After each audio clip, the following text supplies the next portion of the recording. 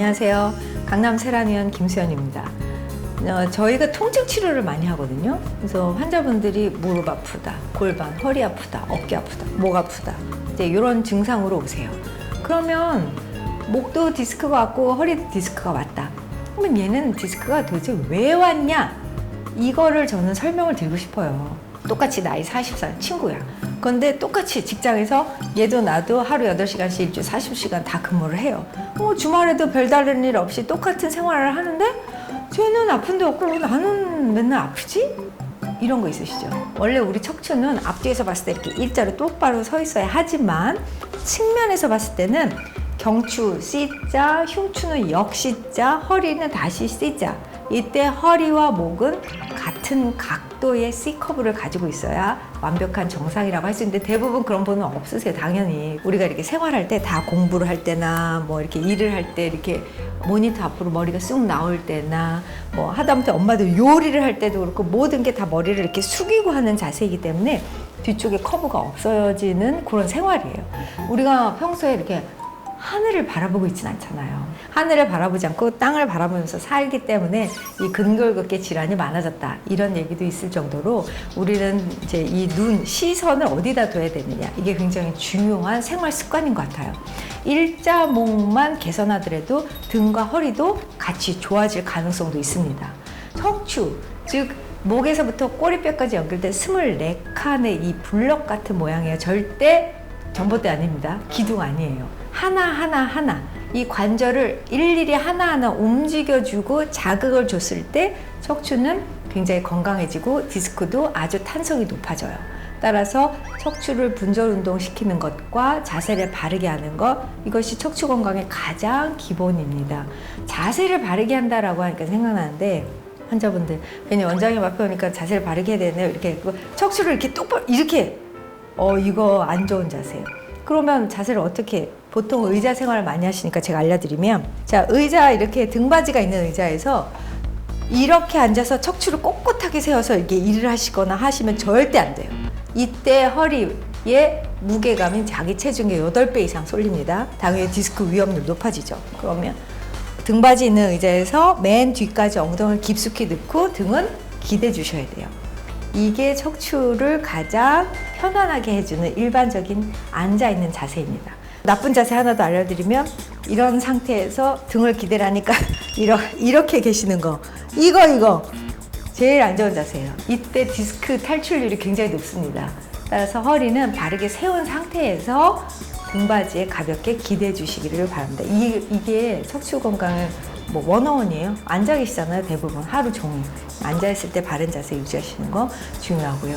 바른 자세에 대해서 또 설명을 드리면 대개는 통증, 이게 팔꿈치가 아파, 무릎이 아파 이렇게 해서 오셨을 때 이게 뼈들이 원래 있어야 할 자리에 있지 않고 정상적인 위치에서 벗어나면서 즉 회전하거나 기울어지거나 하면서 생기는 근골격계 통증이 거의 대부분이에요.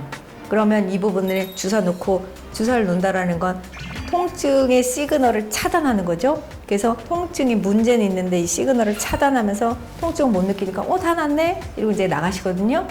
그러면 약발이 닿으면 시그널이 계속 올라오면 다시 아파. 재발됐나? 이러고 오세요. 그건 재발이 아니죠. 원래 치료가 안 됐던 거고 그냥 통증을 못 느끼게 해드린 거예요.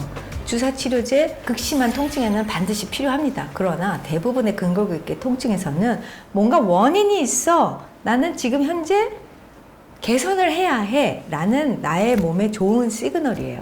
근본적으로 틀어지거나 기울어진 내 골격의 위치를 바로 맞춰놓고 생활을 하셔야 근막, 인대, 근육, 모든 신경과 혈관의 모든 것들이 다 정상화되면서 서서히 통증으로부터 벗어나실 수 있어요. 물론 손상된 것들은 다 치료를 위해서 어느 정도 기간이 필요하죠.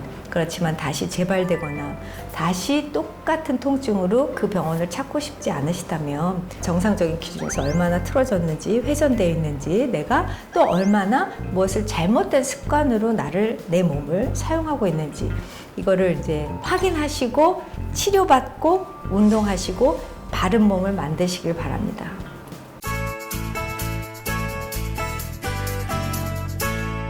자, 오늘은 엄마들과 학생들도 굉장히 궁금해할 것들 또는 관심 있을 주제인데요.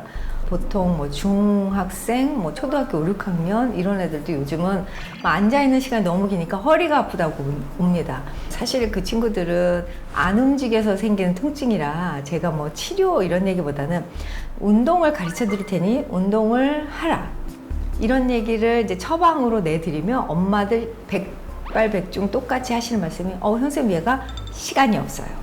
이렇게 얘기를 하세요. 저 너무 깜짝 놀랐는데 그런데 제가 이제 그때 드리는 설명이에요. 자, 이 얘기는 뭐냐면 예전에 그 미국의 할렘가에서 있었던 진짜 실화인데요. 그 어떤 체육 선생님이 이제 부임을 하면서 아이들이 전혀 뭐 아무 의지도 없고 뭐 학습 능력도 떨어지고 전국 모의고사를 보면 항상 꼴찌하는 학교고 그래서 이 선생님은 이 아이들을 어떻게 해서든 동기를 부여시켜야 되겠다 생각해서 뭐 자기 종목이 체육이니까 일단은 밖에 나가서 많이 뛰고 체육을 시켜야 되겠다. 수업 시간에 하면 안 되니까 자기 반 아이들만 아침에 1시간 일찍 오게 한 거죠. 그래서 1시간 일찍 오게 해서 아이들 밖에서 거의 게임 같은 그런 운동을 하면서 헉헉거리고 땀 흘린 상태에서 들어와서 1교시를 시작하는 거예요. 그렇게 했을 뿐이고 그렇게 해서 몇 달이 지난 다음에 다시 미국 전체의 전국 모의고사를 봤는데 이 학교가 확 올라가 있더라는 거예요. 그래서 교장 선생님이 너무 깜짝 놀라서 이게 도대체 어떻게 된 일이지? 알고 봤더니 학교 중에서 이 학교 평균을 올린 이유가 바로 이 선생님 학급, 이 아이들의 성적이 올라갔기 때문이에요. 이 선생님은 한 게 아무것도 없고 아이들을 1교시 시작하기 전, 즉 0교시에 운동을 시킨 것밖에 없다. 그래서 이 학교는 전체 모든 학급이 다 0교시를 갖게 됐고 0교시에 운동을 하고 이제 1교시를 시작해서 결국에는 미국 전체의 탑 10 안에 들었다. 이거는 실화고 이것이 이제 전 세계에 알려지면서 0교시 붐이 일어나게 됐어요. 그래서 미국에서는 지금도 초등학교에서는 아침 일찍 가서 축구하고 수영하고 이런 액티비티가 굉장히 활발하거든요. 자, 그러면 왜 아이들이 운동을 했을 때 성적이 올라가느냐? 너무 당연한 거예요. 의사들로서는 너무 당연한 건데 생각해 보세요. 여러분들 손끝에 이렇게 뭐 압정이나 핀 또는 종이 페이퍼 컷 이렇게 있으면 너무 아프시죠? 이 아픈 것이 손에서 끝나는 게 아니라 이 아픈 것을 신경이 전달해서 뇌에서 느끼는 거예요. 그러면 뇌에서 아프다라고 해서 순간 나를 이제 동작을 뛰게 하고 이것을 감싸게 하고 이런 모든 명령을 내리죠. 신발 안에 들어가 있는 모래 때문에 걸리적가서 신발 벗어서 털어본 적 다 있으시죠? 발끝에서 어떤 감각이 나한테 전달돼서 뇌가 다시 명령을 합니다. 자, 신발을 벗어서 털어. 그럼 나는 그 행동을 하는 거예요. 우리 몸은 다 뇌에서 시작하고 뇌로 끝나는 행동 수행 명령에 따르는 이 그 중앙정보부, 이 뇌의 영향을 받게 돼 있어요. 쉽게 설명하면 내가 팔다리를 움직인다는 것은 뇌를 자극한다는 거죠. 따라서 뇌를 자극하고 좀 더 뇌를 늙지 않게 할 수 있는 방법은 새로운 동작을 익히시는 거예요. 뭐 춤도 좋고 새로운 요가 동작, 필라테스, 어떤 특별한 배우지 않았던 그런 치료적 동작들 이런 동작을 하면서 뇌는 이것은 새로운 정보구나 깜빡깜빡 하면서 계속 시냅스를 만들어가요. 이때 심장 박동이 이제 평소보다 조금 더 빠르게 뛰는 순간이 뇌 전달 물질이 막 만들어진다고 합니다. 재밌죠?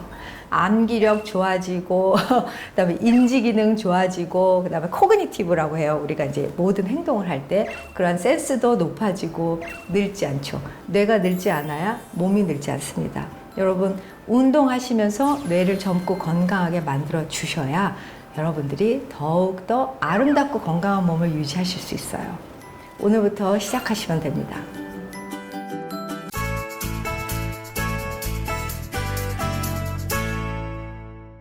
여러분들 가장 궁금하신 거 항상 노화에 대한 질문 그렇지만 쉽게 뭐 어디 가서 물어보지 못하는 거죠. 늙고 싶은 사람은 아무도 없어요. 하지만 지금 이 순간 1초도 멈추지 않고 우리는 계속 늙어가고 있죠. 이게 또 현실이죠. 건강한 상태로 나이 들어가는 것은 좋습니다. 그렇지만 건강하지 못한 상태로 그저 나이 들어가는 것을 내가 마치 운명처럼 받아들인다? 이런 것은 아니라고 생각해요. 왜냐하면 그만큼 의학이 발달했기 때문에 여러분들 얼만큼 의학이 발달했는지 그 부분을 말씀드릴게요. 2009년 노벨의학상을 받은 부분이 있는데 그게 바로 우리의 노화의 원인을 밝혀낸 부분이에요. 텔로미어라는 존재를 밝혀내면서 2009년 이후에 의학계에서는 그렇다면 노화는 원인을 알기 때문에 원인을 아는 증상은 질병이다. 이렇게 규명을 했습니다. 쉽게 설명하면 우리 몸속에 이제 뭐 모든 단위로 세포 단위로 구성되어 있을 때 그 세포 안에 핵에서 DNA가 있죠. DNA는 우리 몸의 세포를 다 복제해내도 평생 복제를 해내는 게 아니에요. 그 중에 복제되는 애들이 있고 어떤 애들은 중간에 스탑이 되기 때문에 늙어가는 거죠. 그러면 왜 중간에 스탑된 애들이 있을까 궁금하잖아요. 걔네들을 봤더니 DNA 말단에 조그마한 부분이 있는데 그 부분들을 텔로미어라고 하고 이 텔로미어는 세포가 한 번씩 카피될 때마다 점점 줄어서 결국에는 텔로미어가 없어져 버리면 그 세포는 더 이상 복제되지 않더라고요. 따라서 텔로미어의 길이를 길게 하는 방법들이 이제 굉장히 아직까지도 계속 지금 연구 중인데 그 중에 밝혀진 것들이 이제 4가지가 있어요. 이 4가지는 지금부터 적용하시면 됩니다. 쉽고 간단해요. 그렇지만 꾸준히 하셔야 효과가 있겠죠. 첫 번째는 너무 잘 아시는 대로 스트레스, 외부에 있는 모든 충격, 뭐 빛, 그다음에 바람, 공기, 온도 이것도 사실은 이 육체에서는 스트레스로 작용하는데요. 좋은 스트레스가 내 몸을 건강하게 한다고 해요. 자, 가을, 봄 이럴 때 이제 향기로운 뭐 바람이나 꽃 냄새 좋은 스트레스죠. 그다음에 멀리서 들어오는 친구한테 좋은 소식, 우리 아들 뭐 1등 했어? 이런 것들이 좋은 소식이 바로 나한테 좋은 스트레스로 작용을 하는 거예요. 자, 두 번째는 음식은 뭐 나쁜 거 다 안 되죠. 네. 당연히 뭐 술, 담배, 특히 그 니코틴은 세포를 죽이는 역할을 한다고 너무나 이미 다 알려져 있어서 당연히 담배는 건강하게 오래 사시고 내 세포를 조금이라도 건강하게 만들어주고 싶으신 분은 담배 하지 말으셔야 되고, 술은, 알코올은 뭐 좋은 성분들도 많이 있어요. 많이 알려진 대로 뭐 적포도주는 어느 정도 뭐 하루에 한 잔 정도는 오히려 세포 활성도를 높인다 이렇게도 알려져 있지만 과음은 금물입니다. 그리고 운동. 자, 여기서 적당한 운동은 되게 운동하시면은 굉장히 막 월크아웃하고 땀을 막 뻘뻘 흘리고 막 어디 가서 이제 막 그 트레드밀 1시간 이상 달리고 뭐 이런 것들만 생각하시는데, 오히려 이런 운동은 세포를 늙어가게 해요. 왜? 몸속에 활성산소를 많아지게 하면서 이 활성산소가 또 세포를 계속 괴롭히고 있거든요. 따라서 활성산소를 적게 하고 세포를 건강하게 하는 지근을 발달시키는 운동이라고 되어 있는데, 그게 뭐냐면 한 가지를 뭐 1분 이상 한다든가, 예를 들면은 많이 알려져 있는 플랭크 동작 있죠? 바닥에 엎드려서 배를 들고 팔꿈치로만 이제 체중을 지지하는 그런 플랭크를 하실 경우에 몸을 바르게도 하고 근력도 만들고 나를 건강하고 오래 살기도 하죠. 따라서 이런 것들은 하루에 5분 이상씩 꾸준히 해주시면 도움이 되고요. 가벼운 유산소 운동, 너무 오래 달리거나 너무 매일 달리실 필요 없어요. 일주일에 한두 번 정도로 달리기는 충분하시고요. 그럼 마지막 4번째는 무엇이냐? 어린 세포, 내 몸속에서 어린 세포가 계속 만들어지도록 자극을 주는 거죠. 그게 소위 알려진 줄기세포예요. 줄기세포가 많이 만들어질 때 텔로미어의 길이도 확장되고 길어진다라고 알려져 있어요. 따라서 이 4가지, 맨 마지막 줄기세포 치료를 하는 것 빼고는 3가지는 일상생활에서 여러분들이 충분히 하실 수 있어요. 특히 적당한 운동이라는 건, 운동을 했을 때 우리 몸에서 일어나는 굉장히 많은 반응들이 있는데 많이 들어보셨을 거예요. 그로스 호르몬, 성장 호르몬이죠. 성장 호르몬이, 내가 운동을 할 때 성장 호르몬이 퐁퐁퐁 이렇게 계속 솟아나요. 어른들은 그로스 호르몬이 있다고 해서 키가 자라는 건 아니지만 일단 근력이 높아짐과 동시에 가장 원하시는 거, 복부 지방을 분산시켜줘요. 굉장히 훌륭하죠. 그래서 인슐린도 자극시키고 복부 지방도 분산시키고 근육도 탄성 만들어주고, 이러한 그로스 호르몬이 생기기 때문에 나이 들면서 점점 이런 근력 운동을 하시는 분들 다른 또래 연배보다 훨씬 젊고 건강하게 병도 없이 그렇게 사실 수 있어요. 자, 여기서 운동 안 하실 이유 없겠죠? 오늘부터 시작하시면 됩니다.